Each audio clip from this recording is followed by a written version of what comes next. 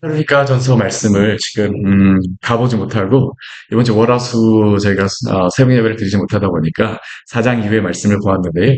이 데살로니가 교회 같은 경우는 제가 계속 말씀드리지만 굉장히 신생의 교회입니다. 정말 생긴 지 얼마 안 된 교회입니다. 연약한 교회입니다. 어찌 보면 어린아이와 같은 그런 신앙을 가진 성도들도 참 많죠. 그럴 수밖에 없는 이유가 뭐냐면 사도 바울이 3주밖에 그곳에서 말씀을 전할 수밖에 없었으니 이게 실제로 그 말씀을 듣고 결국엔 성도들이 자라나는 건데 사도 바울이 3주밖에 아무리 사도 바울이 탁월한 그러한 설교자요 또 말씀을 가르치는 교사라 할지라도 3주의 시간을 가지고 데살로니가 교회가 세워진다라는 것은 정말로 불가능하였습니다. 근데 하나님께서 은혜를 주셔서 그 불가능을 하나님께서 가능으로 바꾸어 주셨습니다. 이게 하나님의 놀라운 은혜죠. 그런데 그럼에도 불구하고 데살로니가 교회는 여러 가지 연약한 그러한 부분들이 있다 보니까 문제들이 있었어요. 특히 데살로니가 교회 보게 되면 두 가지가 가장 큰 문제였던 것 같아요. 첫 번째는 무엇이냐 하면 이 거룩함의 문제. 하나님의 뜻은 이것이 너희의 거룩함이라라고 말씀하시잖아요. 그렇죠? 이 헬라 지역 같은 경우에는 이 음란함의 문제가 항상 이게 문제가 되어집니다. 그러다 보니까 이 거룩하게 살아간다라고 하는 것이 데살로니가 교회에게 쉽지 않았습니다. 왜냐하면 이들은 이게 그냥 문화였었거든요. 한번 생각해 보십시오. 그냥 뭐 아내를 2명, 3명 얻는 게 이들에게는 아무런 거리낌이 없습니다. 왜 그렇습니까? 모든 사람이 다 그렇게 합니다.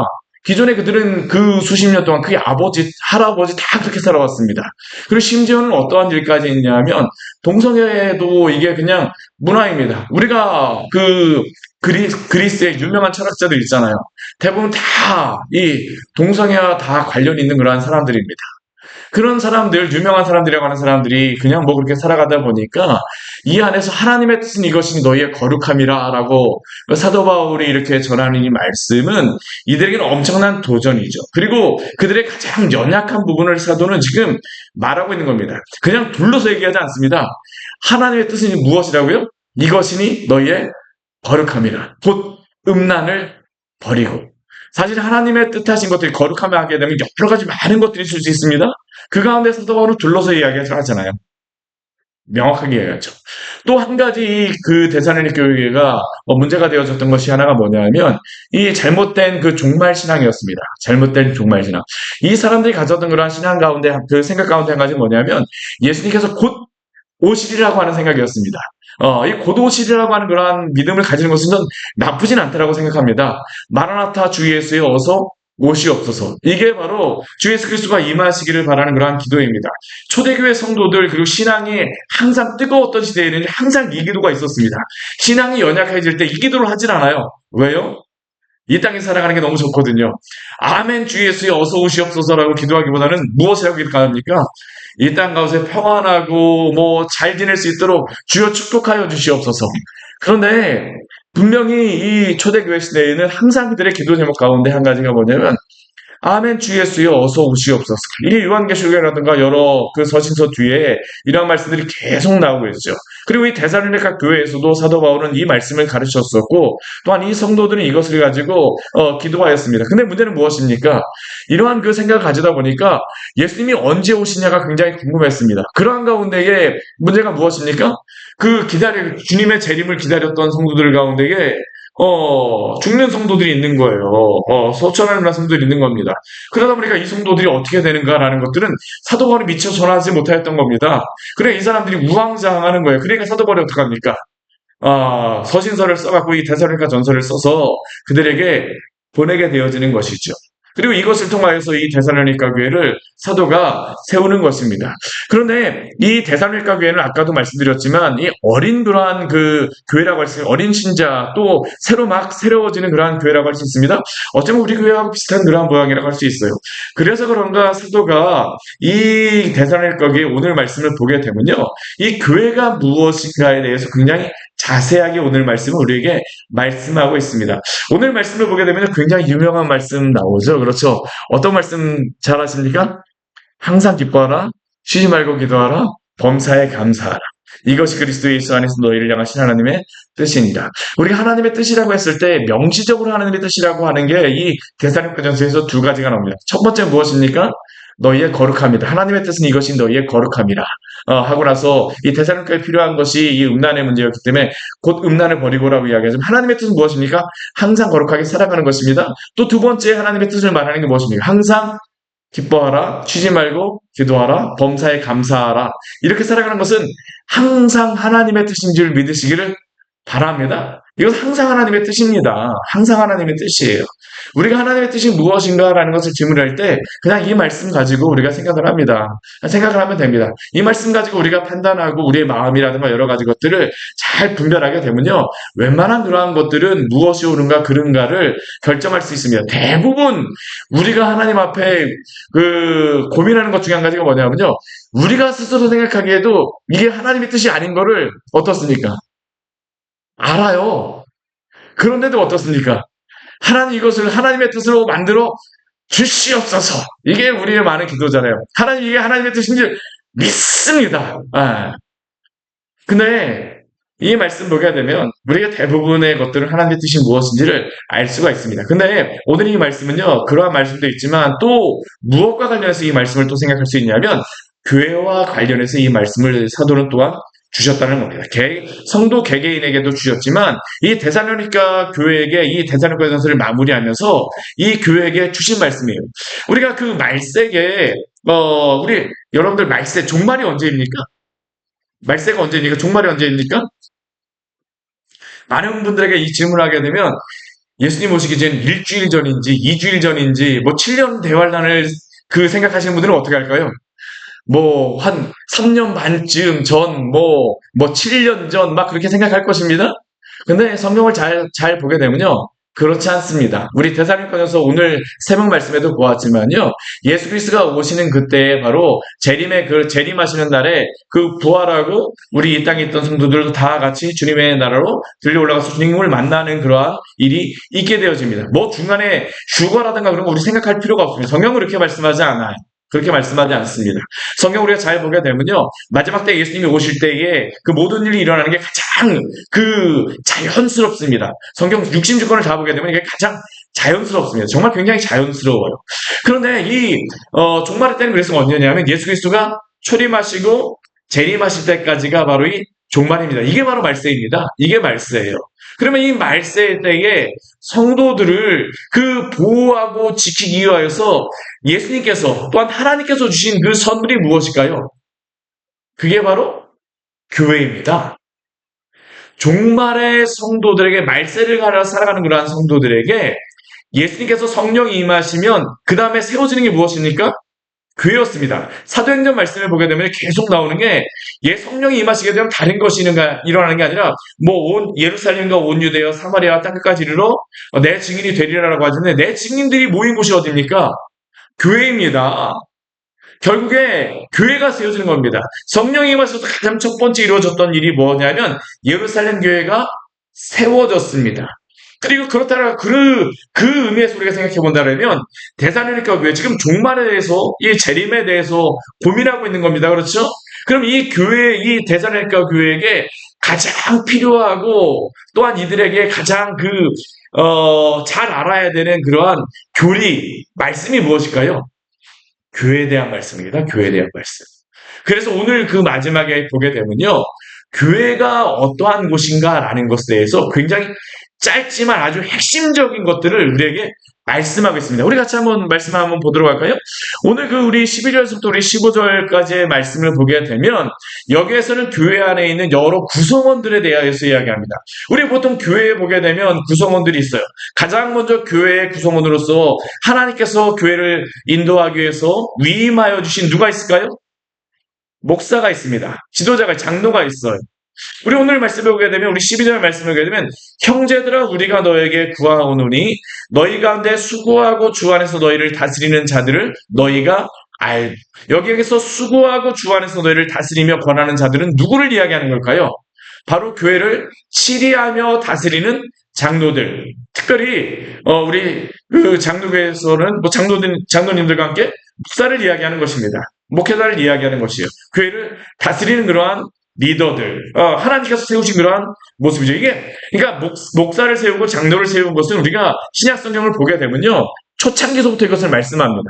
그리고 그 다음에 보게 되면 또 무엇이 있냐 하면, 우리 그 14절 말씀에 보게 되면, 또 형제들아 너희를 권면하노니, 우리 그 뒤에 말씀 같이 한번 읽을까요? 게으른 자들을 권계하며 마음이 약한 자들을 격려하고 힘이 없는 자들을 붙들어주며 모든 사람에게 오래 참으라라고 말합니다. 여기에 보게 되면 형제들아라고 이야기하는데, 이 형제들이라고 하는 그 사람들은 누구를 이야기하겠습니까? 목사와 장로를 이야기하는 것입니까? 아닙니다. 이것은 바로 교회의 성도들을 이야기하는 것입니다. 교회의 성도들, 그리고 특별히 교회에서 뭐 직분을 맡은 그러한 성도들이라고도 할 수 있을 것 같아요. 어떠한 그 위치에서 그러한 역할들을 할 수 있는 그러한 사람들, 그 사람들에게 주시는 그러한 그 소명들이 있다라는 겁니다. 그리고 그 뒤에 보게 되면 또 누가 나옵니까? 게으른 자들, 마음이 약한 자들, 힘이 없는 자들. 교회 보게 되면 예수님을 믿은 지 얼마 안 돼갖고 또 여러 가지 고난을 당하고 힘든 그러한 지체들도 있지 않습니까? 그러한 성도들도 교회 안에 있다라는 것입니다. 그러니까 교회는 그냥 되어지는 것이 아니고요. 우리 초대교회 시대도 사도 바울이 보게 되면, 이 데살로니가 교회에서 보게 되면요, 교회가 어떻게 교회가 구성될 수밖에 없는 그런 사람들을 우리에게 말씀하고 있는 겁니다. 우리가 그 형제교회라고 하는 그러한 교단이 있어요. 뭐 이단은 아니지만 이 교회 같은 경우에는 목회자가 없습니다. 목회자가 없어요. 목회자를 세우지 않고 다 형제 자매로만 부르게 되는데요. 참 아이러니한 것 중에 한 가지 뭐냐면, 원래는 모두 다 형제 자매 해갖고 거기에는 목회자를 세우지 않고 이렇게 형제 자매로서 서로 나와서 설교도 하고 인도도 하고 그랬었는데, 문제는 뭐냐면 그렇게 되다 보니까 교회가 세워지지를 않습니다. 그러니까 그 안에서 무엇을 또 만들까요? 목사라고 하는 그 직임은 만들진 않는데요. 직함은 다르게 하지만 또 다른 리더의 이름을 세워갖고 이루어지는 것을 봅니다. 왜 그럴까요? 교회라고 하는 그러한 곳은 목사를 통하여서 우리 주 예수님께서 목자이십니다. 우리 주 예수 그리스도가 바로 우리의 목자이심을 믿으시기를 바랍니다. 그런데 하나님께서 여호와가 우리의 목자가 되어주시고 우리 주 예수 그리스도가 우리의 목자가 되어주시지만, 그러나 목자가 되신 우리 주 예수 그리스도께서 또한 교회들을 양육하시기 위하여서 또한 그 위임하셔서 세우는, 또한 그 위임한 목자들을 주님께서 세워주셨다는 겁니다. 그 사람들이 누구입니까? 바로 여기에 보게 되면 다스리며 권하는 그러한 자들이라고 이야기를 하죠. 그러면 그 사람들에게 무엇을 하라고 우리에게 말씀할까요? 오늘 12절과 13절 말씀해 보게 되면요, 교회 안에서 목회자와 성도들이 어떠한 관계를 맺어야 되는가, 어떠한 역할을 해야 되는가를 우리에게 말합니다. 첫 번째, 그 목회자에게, 장로에게 무엇을 하라고 합니까? 수고하라고 이야기합니다. 수고하라. 목회자가 수고하지 않게 되면 목회자로서의 역할을 감당할 수가 없다라는 겁니다. 목회자의 첫 번째 동법은 무엇입니까? 그러니까 수고하는 것입니다. 제가 며칠 전에도, 그러니까 제가 새벽 예배에도 말씀드렸지만, 제가 참 존경하는 젊은 시절에 만나뵀던 목사님 있었는데, 그 목사님이 항상 되뇌이는 말이 있었습니다. 뭐냐면, 난 괜찮아입니다. 난 괜찮아. 근데 제가 옆에서 대학생 때 제가 미국에 가서 잠깐 그분을 배웠었거든요. 한 1년 정도. 근데 제가 옆에서 보게 되면요, 괜찮지 않으십니다. 정말 괜찮지 않으세요. 제가 그 목사님 보게 되면 이 머리 뒤에 원형 탈모가 생겨갖고 진짜 둥그렇게 막 생기고, 교회가 막 그때 그 목사님이 잘못한 것도 아닙니다. 이게 한인교회들이 정말 어렵거든요. 그 안에서 막 교회가 분란이 일어나고 막 갈라지고 그러다 보니까 목사님이 오셔서 기도하시고 그러는데 마음이 정말 무너지죠. 근데 그 목사님이 날마다 난 괜찮아 하면서 그냥 다니십니다.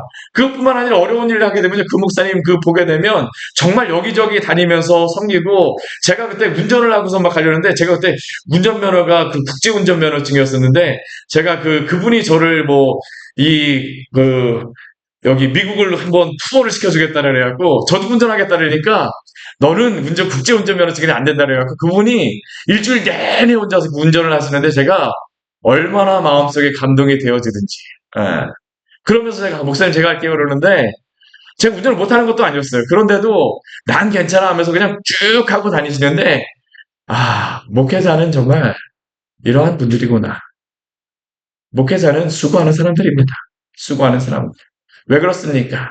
우리 주님이 죽기까지 충성하셨는데, 그 일을 따라가는 그런 목회자가 수고하지 않는다라고 하게 되면 그 목회 사역을 감당할 수가 있을까요?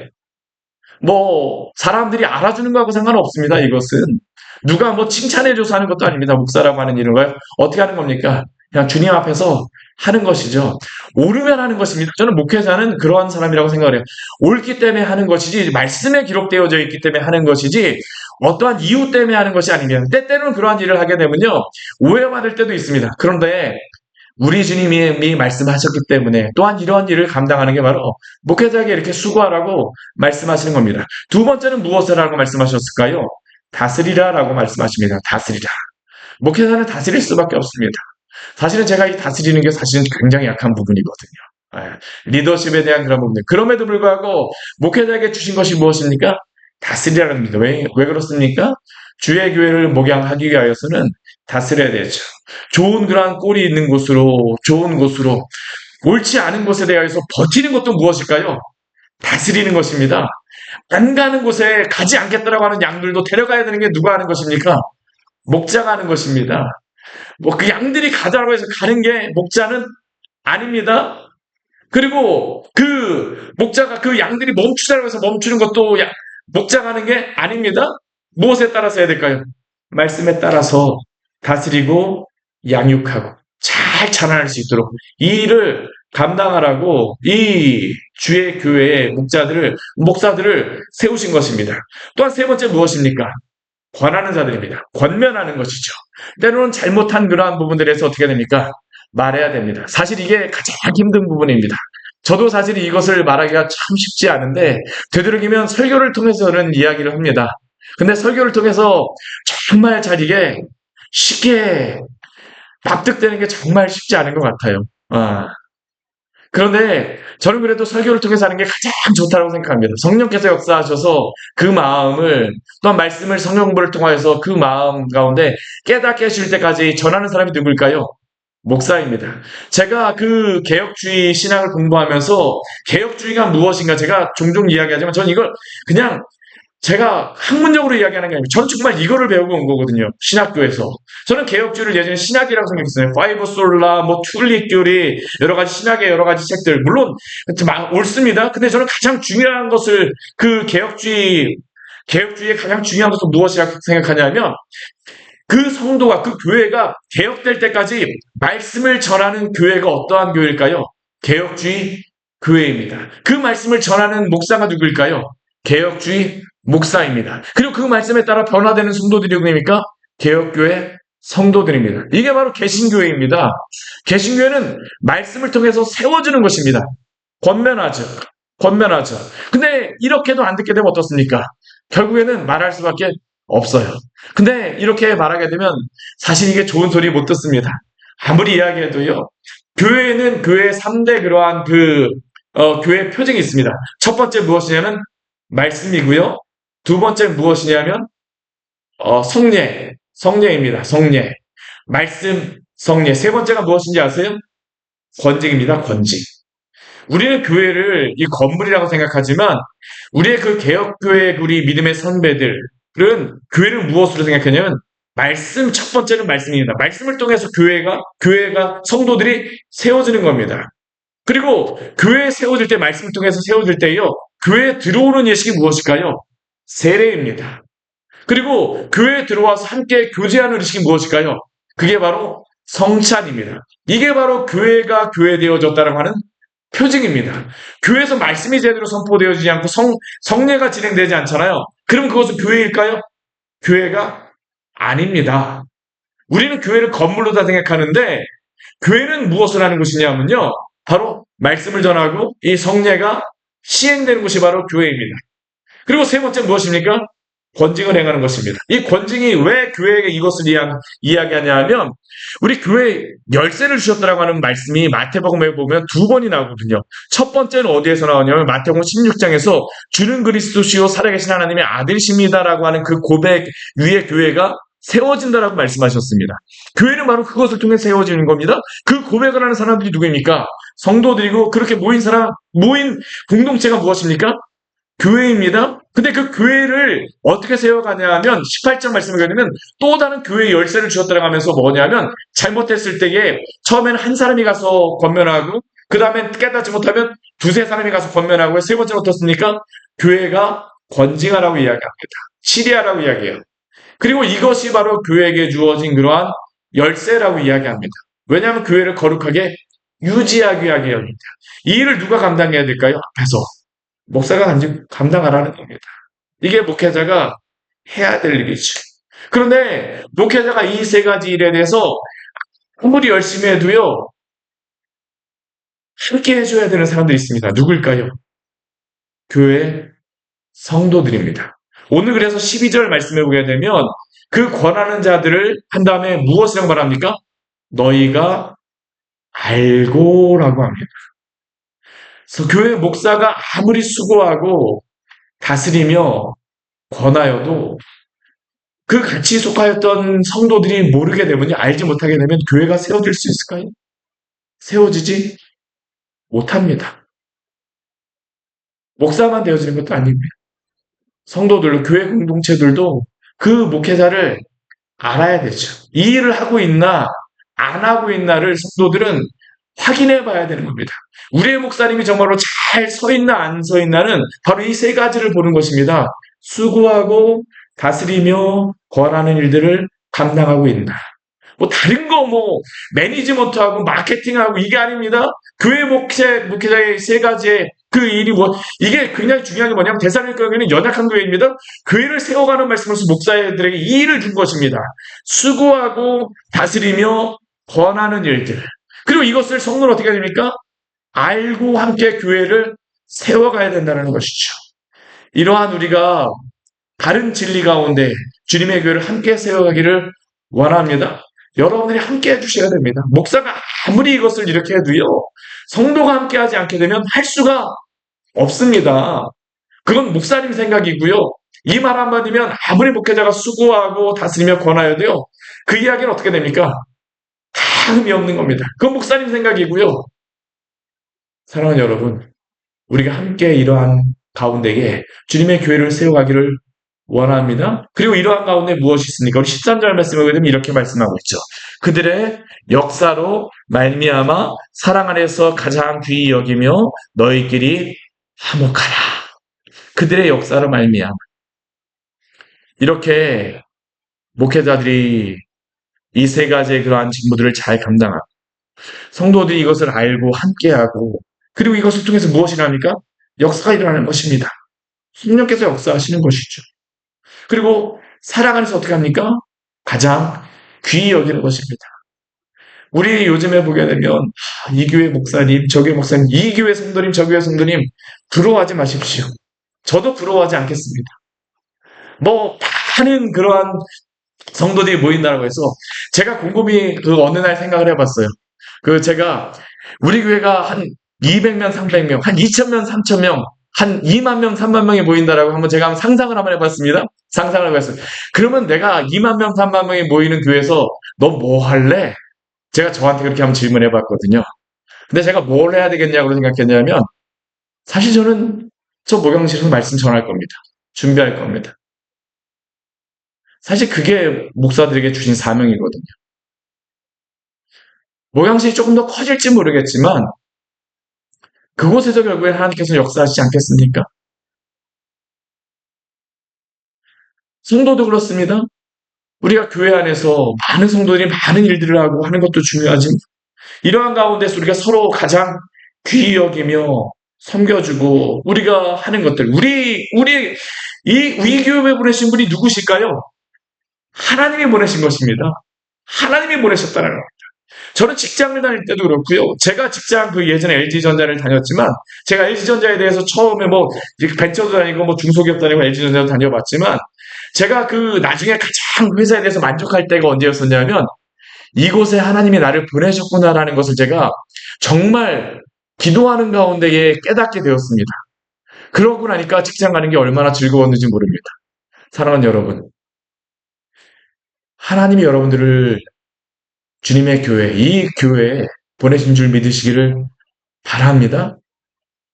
우리 교회를 향하여서 이 교회 저 교회라고 말하지 마세요. 저는 그렇게 하는 것은 하나님 정말 기뻐하지 않으신다고 생각합니다. 이 교회 저 교회가 아니라 어떠한 교회일까요? 주님의 교회입니다. 어떤 교회든지 간에 주님의 교회예요. 주님의 교회입니다. 주님이 값 주고 피 주고 사셨는데 그 교회가 이 교회 저 교회가 될 수가 있을까요? 그리고 주님의 교회에 누가 보내셨을까요? 주님께서 우리를 보내셨습니다. 그리고 그 가운데에서 무엇이라 합니까? 사랑이 있는 것이죠.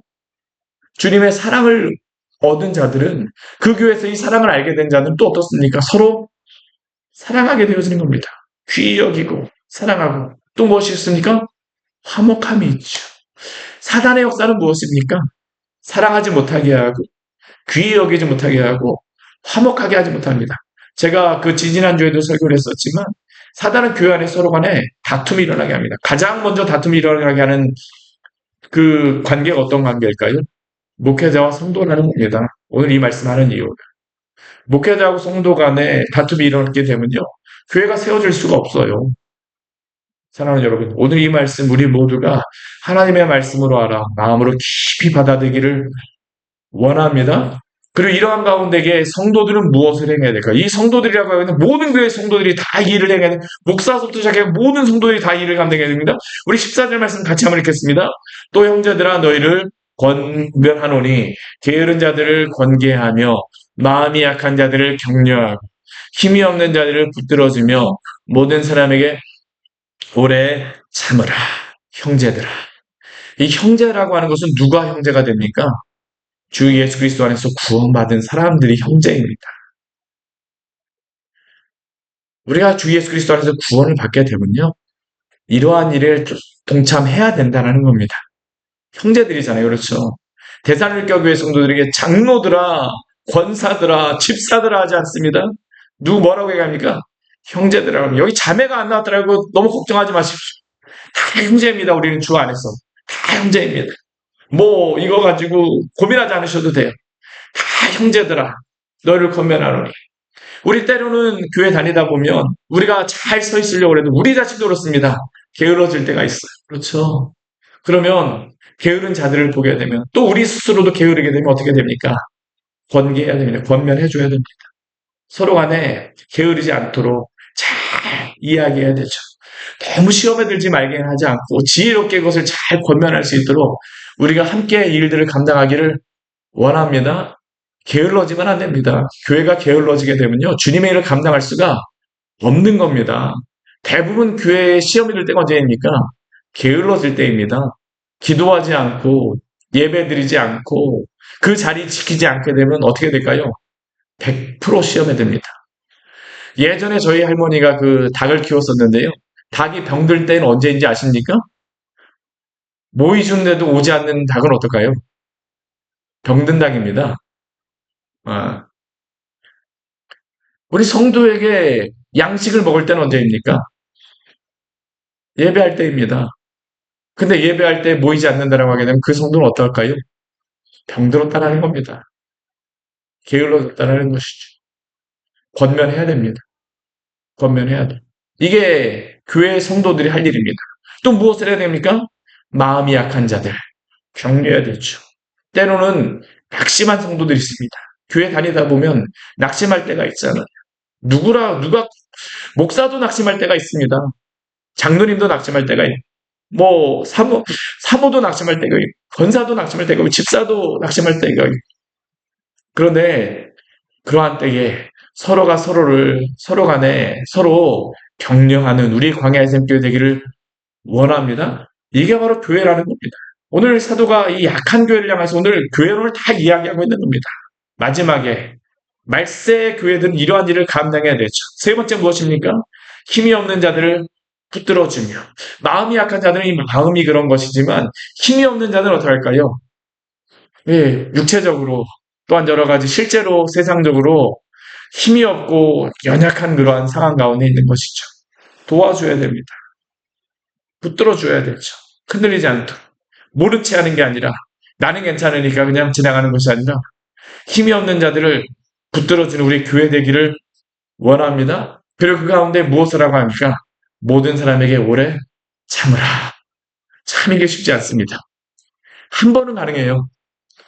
두 번도 가능합니다. 세 번도 가능합니다. 예수님 예수님께서 베드로에게 그 제자들에게 너희가 그 용서하라고 말씀하시니까 베드로가 바로 질문한 게 무엇입니까? 몇 번을 용서해야 됩니까? 이게 바로 건징에 대해서 나오는 말씀이거든요. 몇 번을 용서해야 됩니까? 7번 용서하면 될까요? 예수님께서 뭐라고 말씀하십니까? 7번씩 7번이라도 용서라고 말씀하시죠. 모든 사람에게 오래 참으십시오. 이게 바로 성도의 할 일이라는 겁니다. 때는 우리의 마음속에 불뚝불뚝 일어납니다.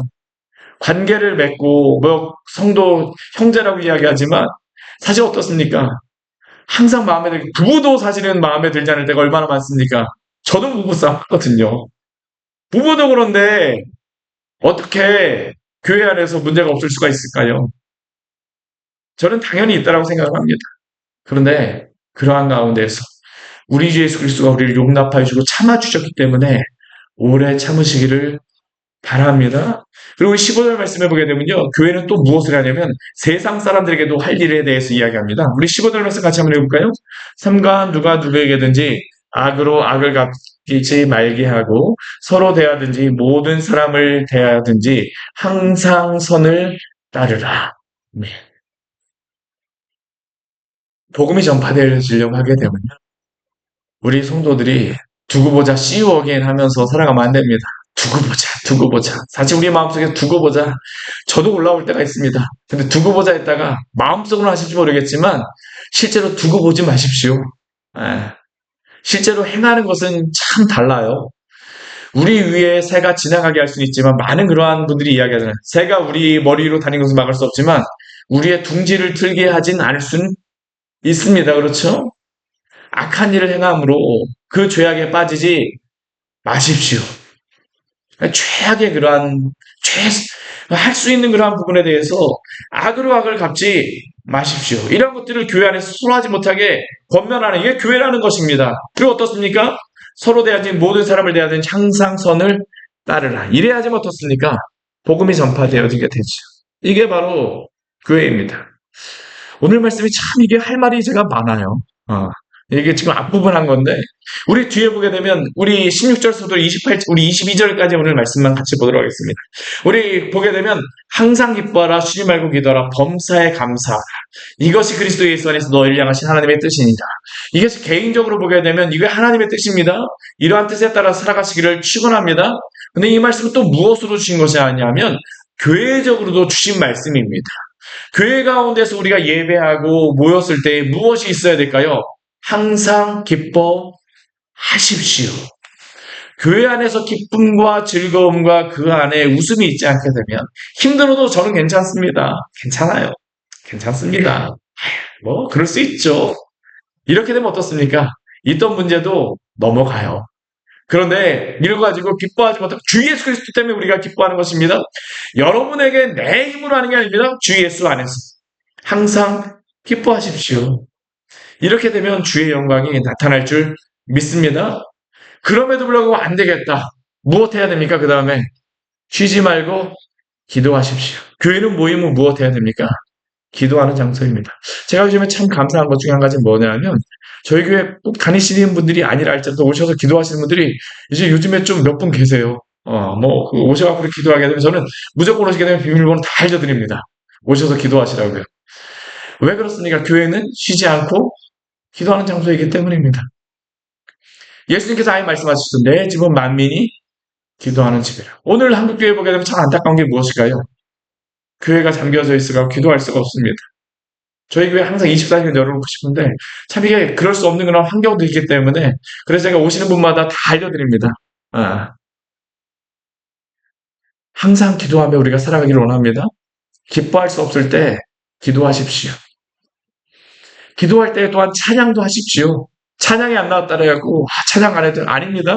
교회 모이게 되면 어떻습니까? 기도하고 찬양하는 것입니다. 그렇게 되면 또 어떻습니까? 기뻐함이 넘쳐나는 겁니다. 또 무엇이 있습니까? 우리 18절 말씀하게 되면 범사에 감사하려고 하는 게 아니고요.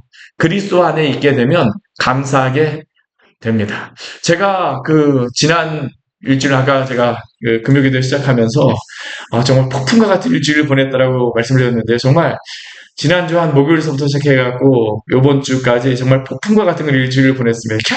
여러 가지 많은 일들이 있었습니다. 정말 그러한 일들 때문에 저도 잠이 안 오기도 하고 정말 잠을 잘 수도 없는 그런 상황에 있기도 하고 뭐 전혀 예상하지 못한 뜻밖의 상황 때문에 당황하기도 하는 그런 상황도 있었고요. 또 여러 가지 수고하고 뭐 할 수 있는 그러한 여러 가지 상황들도 있었지만 근데 제가 지금 일주일 지나놓고 여기 앉아서 가졌던 마음은 무엇이냐면요. 감사하다 했습니다. 감사하다. 감사하다.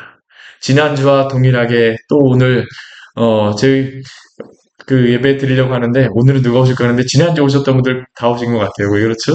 여기 막 소리가 들리면서 오시는 모습 보면 소리가 들리면서 저희 마음속에 참 감사한 마음이 들었습니다. 여러 가지 일들이 있었지만 그럼에도 불구하고 평소와 같이 예배할 수 있도록 주신 하나님께 우리 모두 감사하며 살아가기를 원합니다. 주님이 이끄셨다라고 하는 그 하나님의 주권을 인정하게 되면 감사함이 생깁니다. 이게 없게 되면 우리의 감사함이 없어지죠. 근데 우리의 고난조차도 하나님이 또한 하나님의 길이 있다는 것을 믿게 되면 우리의 마음속에 무엇이 있을까요? 감사가 있게 되어집니다. 그리고 이것이 무엇입니까? 그리스도 예수 안에서 너희를 향하신 하나님의 뜻이라고 말씀하셨습니다. 그리고 또 이게 교회적으로 주시는 말씀으로 보게 되면요. 그 뒤에 말씀도 다 교회적으로 주시는 말씀입니다. 성도들이 교회가 무엇을 하지 말아야 될까요? 성령을 소멸하지 말아야 됩니다. 제가 레위기 말씀에서 제사장들에게 가장 중요한 사명이 무엇이라고요? 불조심입니다, 불조심. 불 나는 게 조심하는 게 아니고, 불 꺼뜨리지 않는 게 제사장들이 가장 중요한 것입니다. 근데 출애굽기 말씀도 보고, 뒤에 우리 베드로후서 말씀에서도 보게 되면요. 우리는 무엇으로 말씀하냐 하면, 제사장으로서, 왕 같은 제사장으로서 말씀합니다. 왕 같은 제사장들로서 이야기합니다. 하나님의 백성들은 제사장들입니다. 그러면 이스라엘의 제사장들뿐만 아니라 하나님의 그러한 구원받은 성도들 제사장의 역할로서 가장 잘 조심해서 해야 될 게 무엇일까요? 불 꺼뜨리지 않는 것입니다. 어떤 불을 꺼뜨리지 말아야 될까요? 성령의 불을 소멸하지 마십시오. 성령의 불을 소멸하지 않는다라고 하는 것은 이 뜨거움도 있지만 또 무엇도 있냐면 성령께서 말씀의 은혜도 주십니다. 말씀의 은혜를 주시는데 빛을 주시는데 우리가 그 말씀을 가지고요. 이 말씀을 나에게 주시는 말씀이 아니라고 생각하고 이것을 막 튕겨내면 어떡합니까? 은혜가 되어지지 않아요. 성령께서 우리 안에서 역사하실 수 있을까요? 역사하실 수가 없습니다. 오늘 성령을 소멸하지 말았어요. 교회 전체에게 말씀하시는 것입니다. 교회 안에서 성령을 소멸하면 안 됩니다. 이 앞에 세 가지 것들이 있게 되면요. 자연스럽게 성령이 소멸될 수가 없어요. 근데 이러한 것들을 우리가 그냥 막 하찮게 여기게 되면 어떻습니까? 성령이 소멸되어지게 되겠죠. 또 우리 20절 말씀 보게 되면 또 무엇이라고 말씀합니까? 예언을 멸시하지 말고 이 예언이라고 하는 것도 말씀과 관련해서 우리가 생각해야 되는 것입니다. 말씀과 우리 물론 그 먼 미래에 대하여서 뭐 그런 것들도 많이 우리가 예언이라고 생각하지만 신약 성경을 보게 되면요. 예언은 무엇을 이야기하냐면 하나님의 말씀을 잘 전하고 그 말씀을 해석하는 것입니다. 하나님께서 나에게 이 말씀을 주셨는데 그 예언을 멸시하지 마십시오. 성령께서 어떻게 역사하실까요? 말씀을 통하여서 역사하십니다. 그리고 또 우리 20절과 22절 말씀을 보게 되면요. 범사해하려 좋은 것은 취하십시오. 그러나 이건 어떠한 모양이라도 버리시기를 바랍니다. 이게 바로 교회가 행하고 세워지는 모습입니다.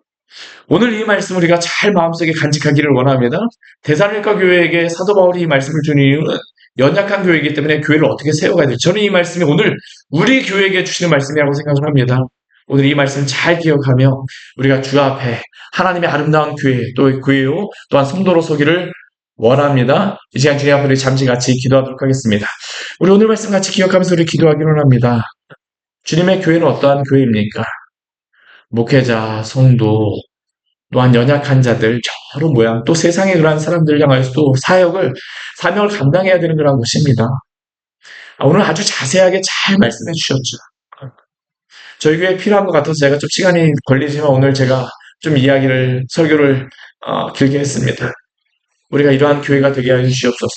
또한 이러한 성도가 되게 하여 주시옵소서. 항상 기뻐하며 쉬지 말고 기도하고 범사에 감사하는 성도요. 교회가 되게 하여 주시옵소서. 이 시간 주님 앞에 간절히 기도하러 가겠습니다. 같이 기도하시겠습니다. 하나님 아버지 시간 주님 앞에 기도합니다. 주님 저의 교회를 하나님 아버지 저의 교회를 세워주셨습니다. 내 사랑을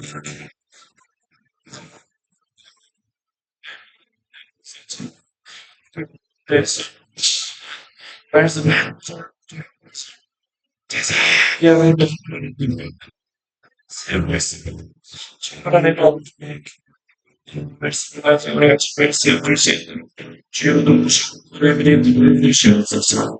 주님의 우리 교회를 세우시고 주여 도우시고 우리의 눈을 주시옵소서. 주 아버지 교회를 세울 수 있도록 주여 도우시고 인도하여 주시옵소서. 인생과 한편의 고통과 같이 아버지 이들이 아버지를 말씀하시면 주님께서 아버지 말씀을 통하여서 우리에게 주셨사오니 주님 당신의 교회가 교회로서 기능하기 위하여서 아버지 말씀들 아버지가 직접 기억하게 해주시고 주님의 하나님 아버지 일들에 대하여서 아버지가 무엇인가 세워줄 수 있도록 주여 누구시고 은혜 주시옵소서. 하나님 아버지께서 허락하여 주십시오. 주께서 하나님의 당신의 은혜를 누릴 수 있도록 주여 누구시고 인도해 주시길 미납니다.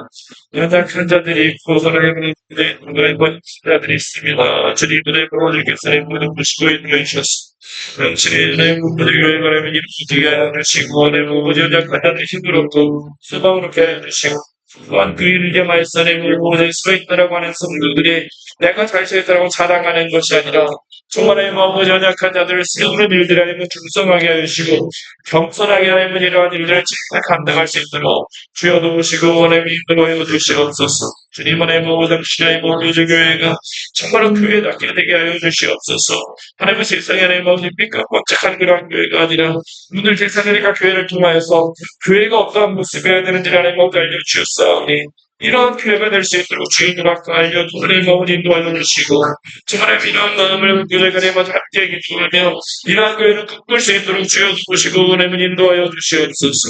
주님 하나님 아버지께서 내 마음을 어떻게 하나님 아버지 당신의 교회를 하나님 이끌어가실지 하나님 아버지가 하나님 아버지 기도하라고 말씀해 주셨사오니 하나님 아버지 기도하며 말씀했으면 주여 앞에 간절히 아버지 기도하게 해주시고 저희가 깨어있게 하여 주시고 잠들지 않을 수 있도록 주여 주시고 하나님 인도하여 주시옵소서.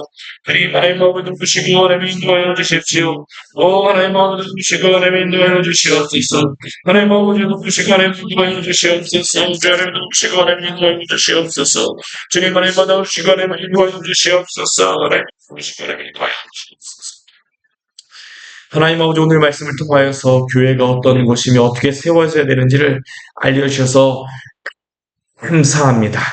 주님 우리가 이 말씀을 우리의 마음속에 잘 새기게 하여 주시고 우리 생각대로 교회를 세우는 것이 아니라 하나님의 말씀에 따라서 세워지는 교회가 될 수 있도록 주여 도우시고 인도하여 주시옵소서. 세상의 사람들이 교회는 이래야 돼, 이래야 돼, 이래야 돼에 따라서 우리가 교회를 세워가는 것이 아니라 하나님이 데살로니가 교회 성도들을 향하여 주신 이 말씀과 같이 우리 광야의 샘교회가 세워지게 하여 주시옵소서. 데살로니가 교회와 같이 연약하며 하나님 아버지 부족한 교회임을 당신 앞에 고백할 수밖에 없습니다. 그렇게 하나님 아버지 오늘 이 말씀을 우리 교회에게 주신 줄 믿습니다. 하나님 아버지 이 말씀에 따라서 당신의 교회가 세워지게 하여 주시고 당신의 성도들이 수고하게 하여 주시고 또한 목사로서 하나님 저도 수고하는 그러한 목사가 될 수 있도록 주여 당신께서 하나님 아버지 온 교회가 수고하며 주 안에 있는 그 기쁨을 누리는 교회가 될 수 있도록 주여 은혜를 내려 주시옵소서. 예수님 이름으로 기도드립니다. 아멘. 우리 하늘의 문을